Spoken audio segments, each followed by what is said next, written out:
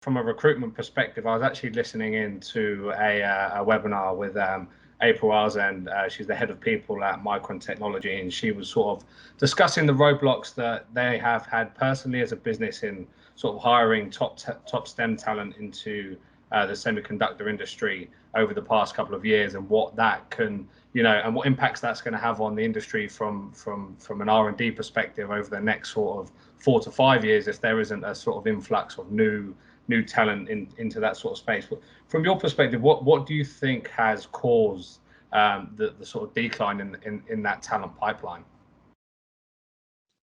Well, Jordan, it's a fairly diverse pipeline as well. There's so many different tools and different types of equipment that you need to find that specific talent for.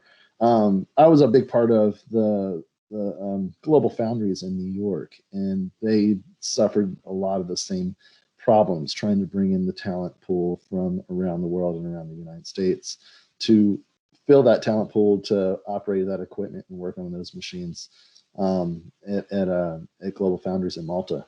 And I was blessed to have the knowledge and the experience within the EPI, and they were quite desperate for having people with EPI experience on that equipment there at their facility, trying to bring up that fab and bring up all that equipment to running full capacity.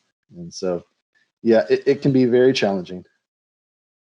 And like, where do you sort of see that challenge beginning? Because I know there's been a lot of talk around, the trust in the STEM education process in the United States not sort of being there right now, and also like the decline in the amount of actual pupils that are completing sort of STEM education programs and stuff like that now. Do you think it comes from, them not having enough knowledge on what the semiconductor industry can bring at a younger age, or where do you see that sort of pipeline ultimately falling off from sort of internally within the United States? It's the challenges come from having extremely complicated tools that are worth up to $100 million.